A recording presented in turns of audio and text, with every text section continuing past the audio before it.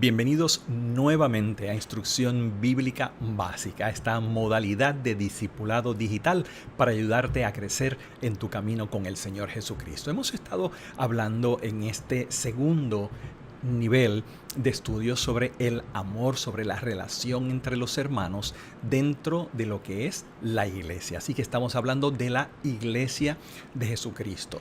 Y hemos visto ya varias características de ella y hoy nos queremos concentrar en algo que creemos que es muy importante y es la comprensión de que la iglesia es divina y humana, que hay rasgos de humanidad en esta gente que va de camino a la santidad. Ya verás lo que queremos decir con eso. Cuando hablamos de que la iglesia es divina y humana, queremos decir que hay en ella dos, si queremos decirlo así, dos naturalezas. Entender esto es muy importante para, por un lado, ver la importancia que tiene la iglesia en el plan de Dios, pero también para comprender mejor su fragilidad y sus debilidades. Decimos que la iglesia es divina porque tiene su origen en Dios. La iglesia se origina en la mente de Dios y así lo dice la Biblia desde antes de la fundación del mundo. Dios selecciona desde antes de que el mundo fuese, desde el principio, desde la eternidad, a esta gente que compondríamos en su momento la iglesia de Cristo. Y dicho conforme a las Escrituras, la iglesia es del cielo. La iglesia es idea de Dios, no es el invento de los hombres, es la idea de Dios. Dios quiso unirnos en este cuerpo maravilloso a todos aquellos que hemos seguido a Cristo como Señor. Somos la iglesia de Cristo. Cuando decimos que Dios la ha seleccionado desde la eternidad, estamos haciendo referencia a versos como este, donde se nos dice que Dios nos escogió en Él antes de la creación del mundo para que seamos santos y sin mancha delante de Él. Desde antes de la fundación del mundo ya Dios nos ha escogido. Y cuando decimos que es del cielo, estamos diciendo lo que la Biblia dice, que nosotros somos ciudadanos del cielo, de donde anhelamos recibir al Salvador, al Señor Jesucristo. En este verso maravilloso se nos recuerda de dónde nosotros somos ciudadanos, algo que nunca debemos olvidar. Pero también decimos que la iglesia es humana. ¿Qué es lo que queremos decir con esto? Si hemos dicho ya que es divina. Lo que queremos decir es que la iglesia de Cristo está compuesta de gente imperfecta. Somos gente imperfecta. Somos cristianos bajo construcción. También experimentamos problemas en las relaciones. No somos perfectos aún, por lo tanto es natural. Podemos decir hasta normal que existan problemas en las relaciones humanas porque no somos perfectos aún. Y hay que añadir un elemento adicional, y es el siguiente. No todo el que parece ser parte de la iglesia es parte de la iglesia en verdad. ¿Qué queremos decir? Pues que la iglesia, el conjunto de gente visible que se congrega, está abierta a todo el que quiera venir. Y hay muchas personas que se integran a la iglesia de Cristo sin en realidad ser cristianos todavía. Y este es otro elemento que tenemos nosotros que comprender.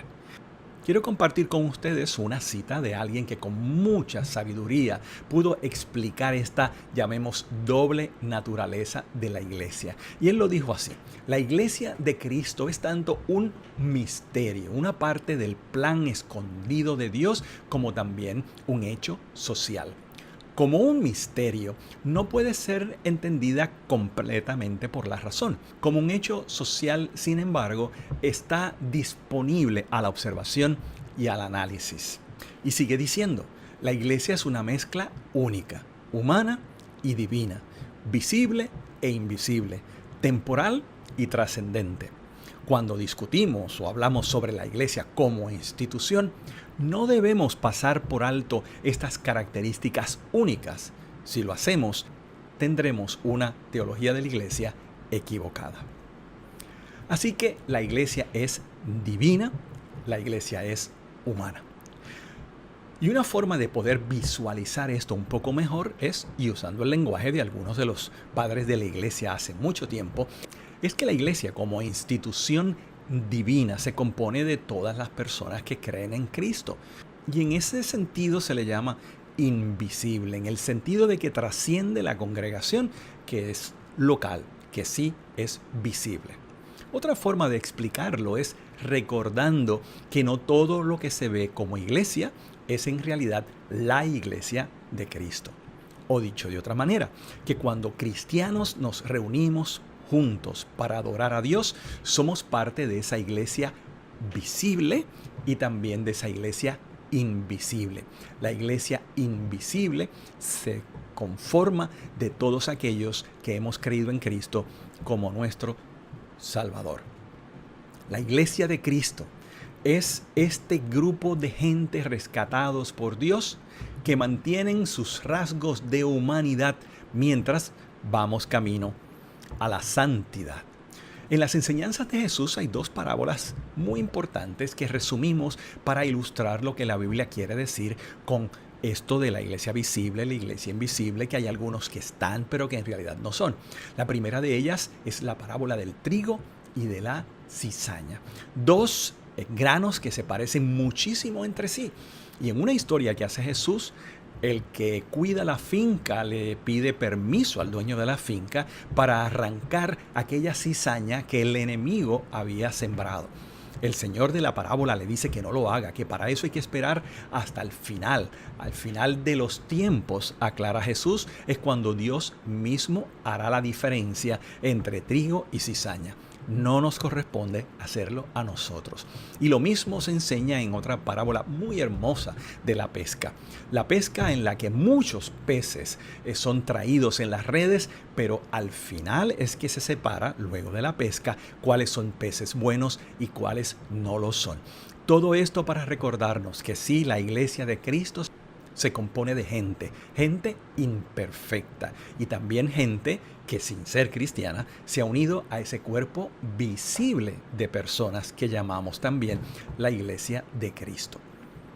Esto nos ayuda a entender unas palabras que se pueden interpretar como muy fuertes de parte del Señor cuando Él dice lo siguiente: no todo el que me dice Señor, Señor entrará en el reino de los cielos, sino solo el que hace la voluntad de mi Padre que está en el cielo.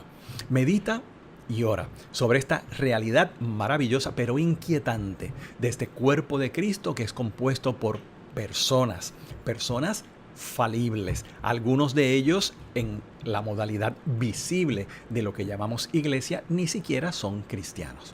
Esto nos debe ayudar a entender por qué los conflictos en la iglesia existen y cómo mirarlos como los miraría Dios.